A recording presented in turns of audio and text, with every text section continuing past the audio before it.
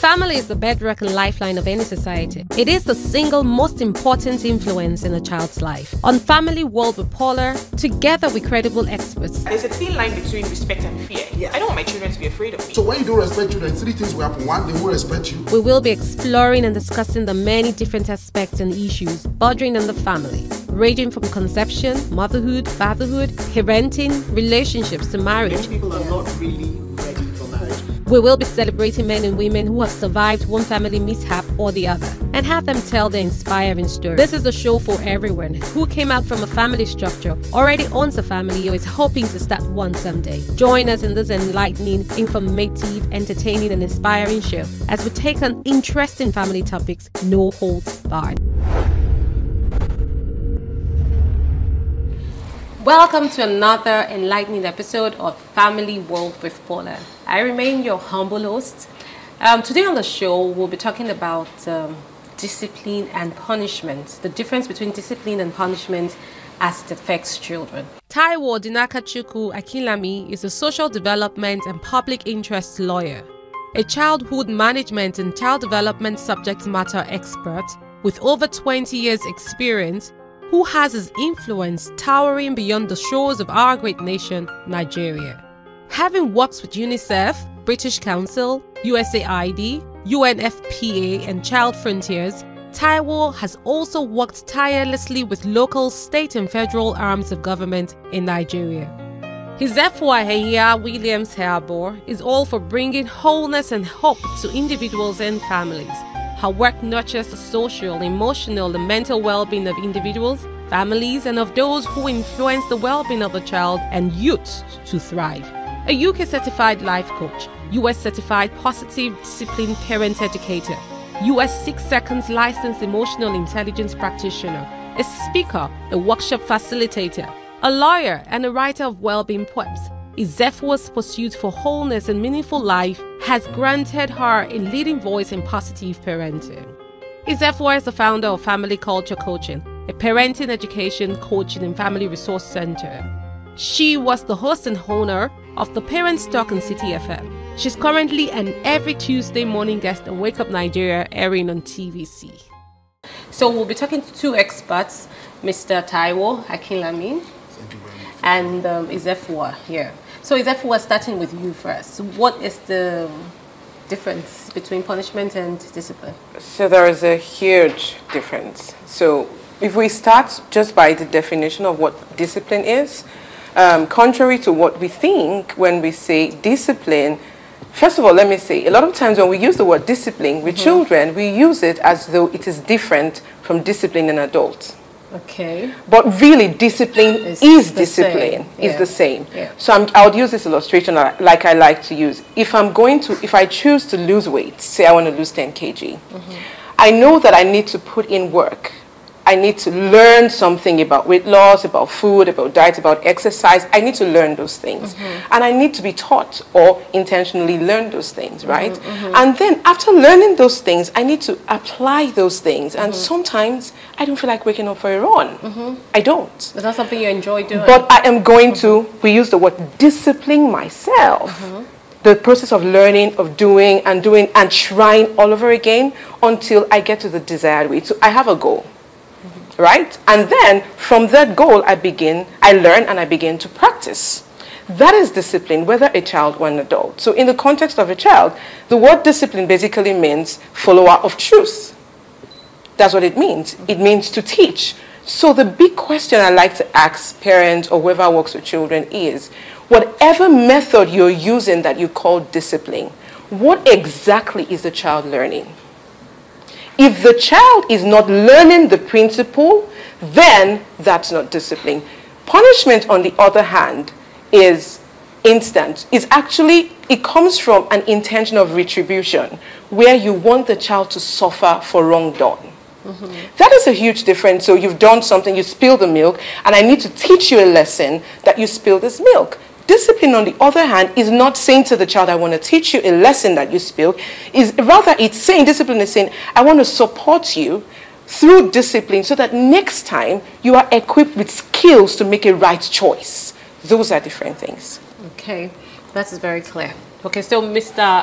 Akinlami, For example, a mother as is very common today. The child is sitting sitting right next to the mother, and the child says something she's not supposed to say to the mother, and the mother feels the right way to discipline this child to know that what she has said or what he has said should not be heard from his or her mouth is to stretch out the hand and give a slap. I mean, culturally, it is acceptable because she's a mom and she has the power to put her child in place. Would you call that punishment or would you call that discipline? Well, I think that is a very difficult question to answer. So Okay. I'll rather want to look at this whole idea. I'd like to build a foundation for answering that question. Good. You see, there's a lot of misconception in our society. Unfortunately, as Africans, we don't study.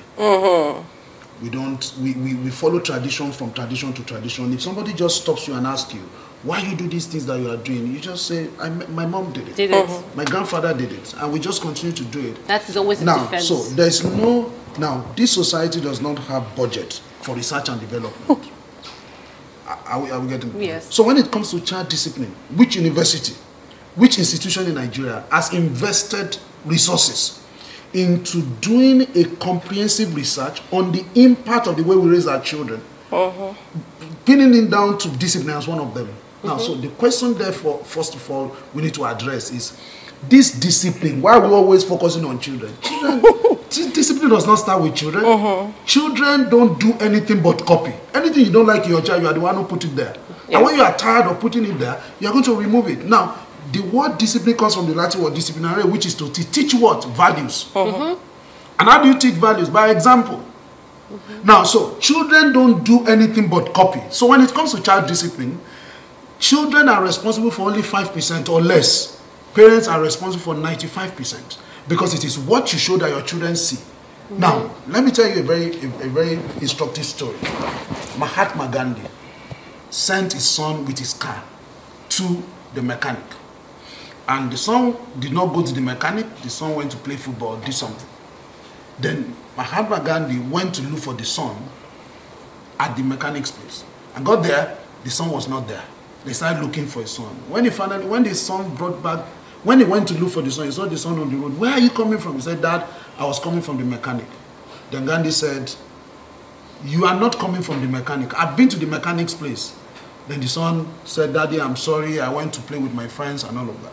And Gandhi said, okay, from here, you are going to be driving home. I'm going to be trekking and follow you. Because I want to understand the kind of, the period I'm going to be using to work. I want to use it to understand the kind of training I gave you for you to be able to lie to me as a son. Because he took responsibility. He didn't beat the child. He didn't slap the child. He didn't do anything. He wanted to know the kind of training where did this lie come from? Where did this guy learn this thing from? Because children, do nothing but learn. They follow example. Now, if rank zeros taught the word to copy, long before rank zeros came into existence, children were already copiers. Absolutely. No, but they're the biggest copiers. I call them sponges. I actually call them, they soak it all up in. So the first point is, if your child does something, you want to look at the socialization of the child. Where did this child learn this because from? socialization is superior to psychology. Who we are today, the way we think, the way we do things, is our psychology, is the way we see things. We see things from our ownness or from our brokenness. Now, that in itself is where we are supposed to start from. So for me, whether to stretch your child, that's method. I think it is important that we deal with reason and motive. Now, like Isefua said, Isefua, yes. Like she said. Now, we need to look at reason, and we need to look at motive, we need to look at reason. Why do we discipline children? As she has explained it beautifully, I don't think I can add more. The point is, why do you discipline children? You discipline children to help them to be conscious of their dignity of human person. Because when you are conscious of your dignity, you behave right. You make right choices. When you are conscious of your dignity of human person, you do the right thing. We get that. But when you dehumanize children in the process, you say you are trying to discipline a child. So the other day I was in church and I saw this child who was as tall as the mother.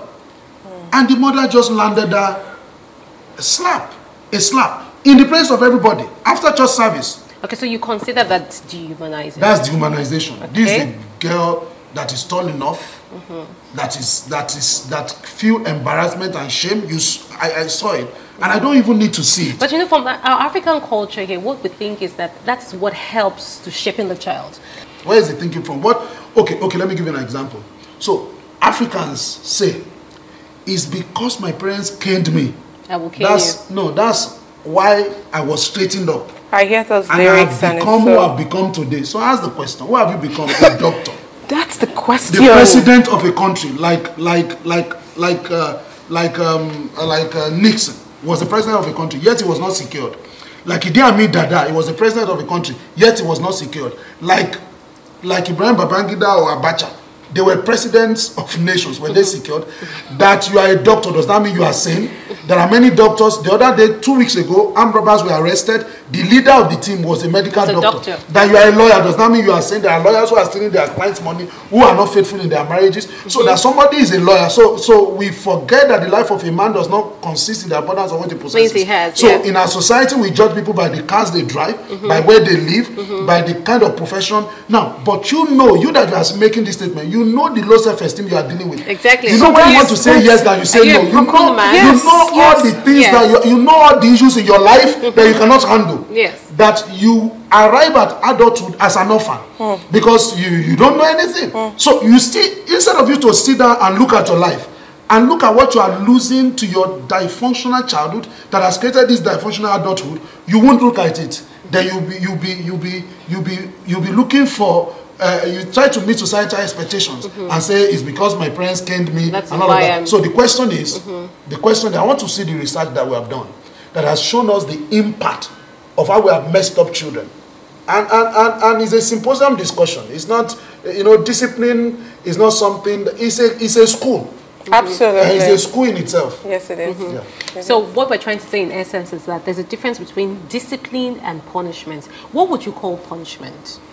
Punishment is... Just give us cite examples of what you think. Punishment? Yes. So I want to digress from caning because a lot of times we may be focused on the physical harm. Yeah. Punishment is anything you do that is, like he said, is disrespectful to a child, is humiliating to a child, painfully is enabling, I like to say enabling to a child. So that's the flip side for me, where you do for a child what the child can do for themselves. Yeah. That takes away from the dignity, from the... So we say we want to raise responsible adults who are capable. How can my daughter know that she's capable when she can lace her shoes, and because I am in a hurry, I am lacing her shoes? Right? And you hear our children giving us feedback, I can do it. I can do it. But the same parents that talk about responsibility and caning, they're the same parents that are so stressed out and are helping children. You bring homework home, they're doing it because they want to have a good face in school. So where is our focus? The act of discipline, I said to parents, it's more difficult when you choose the path of discipline that is kind and fair. That's how I describe discipline. That simply means whatever method, like he said, you choose to use, together must be kind and firm at the same time. What that does is respectful to the humanness in the child, and it is firm for character building. It is firm for values, it's firm for developing social and emotional skills, and the child does not lose his or her sense of worth. Yes. That is fundamental. Their self-worth. Their self-worth. So I want to give you a classic. I use this a lot. One story with my own daughter. I remember that going to school, the early morning drama, you have things, you're not ready and all of that. And I noticed every day she has her shoes on and I have to wait for her to lace her shoes. So I use that story a lot. And I understand as a positive discipline educator that it's easier for me to say, let me do it so we go. But so discipline focuses on the long term. Yes. That's one fundamental thing. So when I project into the future, the more I do this for this child, the more she does not learn. It's beyond learning to lace her shoes. Learn to know that I am capable of handling my life. I am responsible. Because at the end of the day, that's the goal. The goal is to be able to raise independent children, children who are able to hold their own and make decisions that for themselves. Children who have ideas. Yes. And feel my idea is worth it. Yes. Because I have a voice. I have learned to use it. And the flip side, children who are teenagers, who are in the midst of other teenagers, putting pressure on them and they can say no. If you enjoyed our show, find us and connect with us on social media. We would love to hear from you. Our social media handles are on your screen.